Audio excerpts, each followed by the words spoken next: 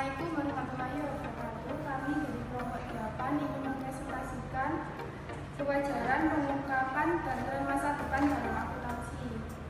Dengan kelompok yang pertama yaitu saya Ahmad Yaprianto. Saya Muhammad Abdul Jadullah. saya Fathia Rahman.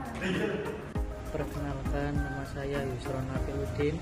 Kelompok kami akan membahas tentang 1. Kewajaran, 2. Pengungkapan, untuk yang ketiga tren masa depan.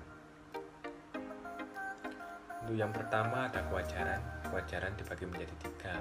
Untuk yang pertama, kewajaran menempati tempat yang paling penting. Untuk yang kedua, kewajaran memberi jaminan kepada para pengguna dan pasar bahwa akuntan sebagai pembuat laporan dana auditor.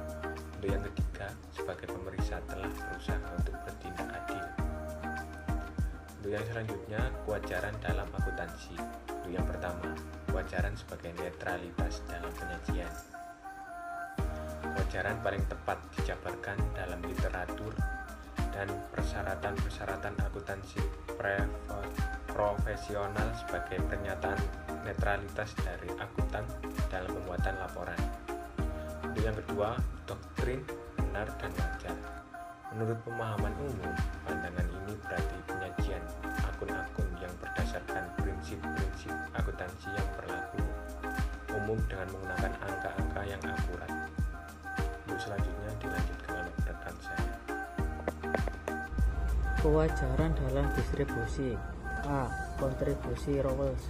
Teori ini bertujuan untuk mengembangkan sebuah teori mengenai keadilan dalam bentuk prinsip-prinsip yang dapat diterapkan untuk mengembangkan struktur dasar masyarakat dan memberikan tantangan langsung bagi pendekatan utilitarianisme atau memaksimalkan kebahagiaan dan mengurangi penderitaan.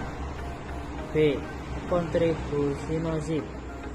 Nozick berpendapat bahwa teori keadilan Rawls mengabaikan hak manusia sehingga tidak dapat dibenarkan. C. Kontribusi Gerwit. Tujuan teori keadilan Gerwit adalah untuk memberikan pembenaran rasional bagi prinsip-prinsip moral agar dapat membedakan secara objektif antara tindakan dan kebiasaan yang benar secara moral dengan tindakan dan kebiasaan. Kewajaran dalam pengungkapan.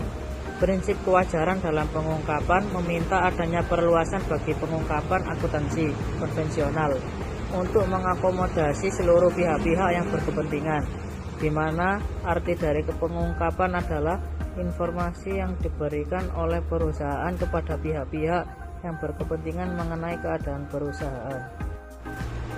Prinsip kewajaran dalam pengungkapan. Yang pertama, tuntutan untuk memperluas pengungkapan. 2. Pelaporan nilai tambah. 3. Pelaporan tentang karyawan. 4. Pelaporan dan akuntansi sosial. 5. Pengungkapan informasi dan penganggaran. 6. Akuntansi dan pelaporan arus kas. Yang terakhir, akuntansi sumber daya manusia. Materi selanjutnya yaitu teori nilai sumber daya manusia. Konsep nilai manusia berasal dari teori umum mengenai nilai ekonomis, individu dan kelompok. Dapat dilengkapi nilai seperti aset fisik yang didasarkan pada kemampuan untuk memberikan jasa ekonomi di masa mendatang. Untuk nilai individu atau kelompok didefinisikan sebagai manfaat jasa yang diberikan saat ini yang diberikan kepada organisasi sepanjang masa pemberian jasa individu atau kelompok yang diharapkan. Untuk selanjutnya yaitu determinan dari nilai individual.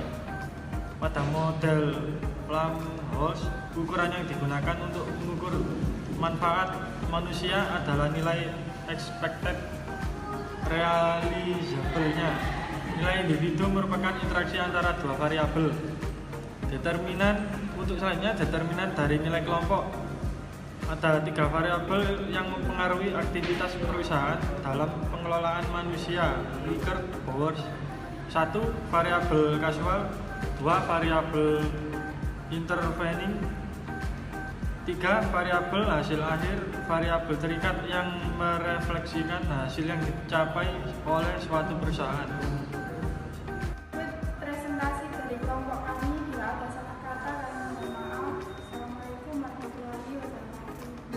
Assalamualaikum warahmatullahi wabarakatuh.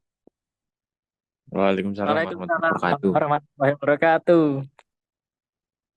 Kami dari kelompok 8 akan melakukan sesi tanya jawab tentang materi kami. Untuk yang bertanya silakan chat di kolom komentar ya. Nanti akan dijawab oleh kelompok kami. Silakan bertanya. Kami tunggu.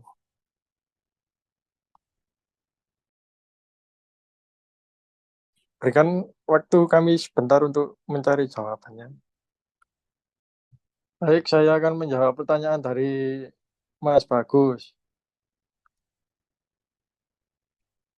Apa saja sifat atau jenis pengungkapan yang digunakan perusahaan untuk memberikan informasi kepada pemakai laporan keuangan?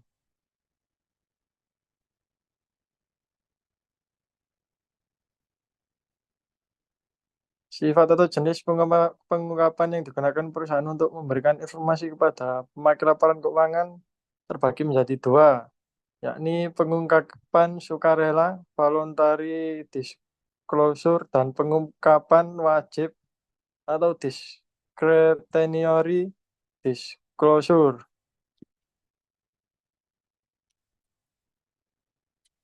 Bisa diterima, Mas Bagus? Bisa, terima kasih. Saya akan menjawab pertanyaan dari Mbak Vivi di Purwanti. Jelaskan pentingnya kewajaran pengungkapan dalam laporan keuangan. Kewajaran pengungkapan dalam laporan keuangan sangat penting untuk menjaga integritas informasi yang disajikan. Dengan demikian, perusahaan tidak hanya memenuhi tanggung jawab hukum mereka, tetapi juga berkontribusi pada berkelanjutan dan pertumbuhan jangka panjang melalui kepercayaan dan dukungan dari pemangku kepentingan. Gimana atas pemaparan kelompok kami? Mbak Vivi? Terima kasih.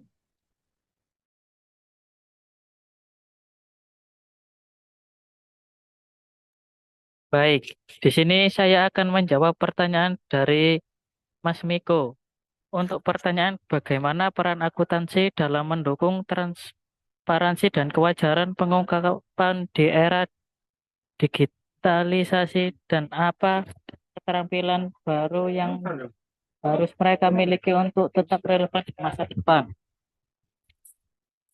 Jawabannya, akuntan memiliki peran penting dalam memastikan transparansi dan kewajaran pengungkapan dengan menyusun laporan keuangan yang akurat dan memenuhi standar regulasi. Di era digitalisasi, mereka juga bertanggung jawab untuk memastikan bahwa data keuangan yang dihasilkan dari sistem otomatis sesuai dengan prinsip akuntansi yang berlaku. Selain itu, akuntan harus menjaga integritas data saat menggunakan teknologi baru, seperti software akuntansi berbasis cloud, blockchain, dan analitik data. Gimana atas jawaban dari kelompok kami, Mas Miko?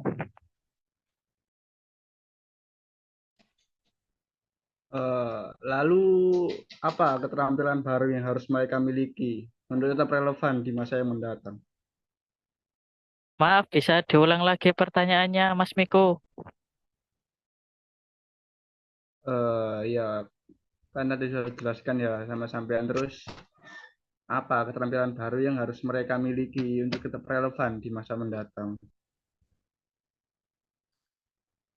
Beri kami waktu untuk mencari jawabannya.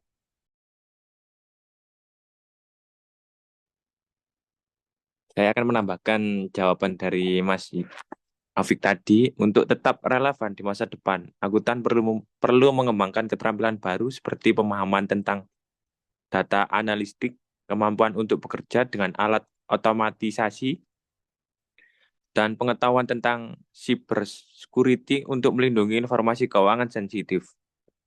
Keterampilan ini akan membantu mereka mengidentifikasi tren, risiko, dan peluang dari data yang ada, serta menjamin bahwa kewajaran pengungkapan tetap terjaga di tengah cepatnya perubahan teknologi. Gimana, Mas Miko? Oke, siap. Lengkap. Terima kasih. Terima kasih untuk teman-teman yang sudah bertanya. Bila tidak ada yang bertanya lagi, saya akan tutup sesi tanya jawab ini. Sekian dari kelompok kami. Wassalamualaikum warahmatullahi wabarakatuh. Waalaikumsalam warahmatullahi wabarakatuh. Assalamualaikum warahmatullahi wabarakatuh.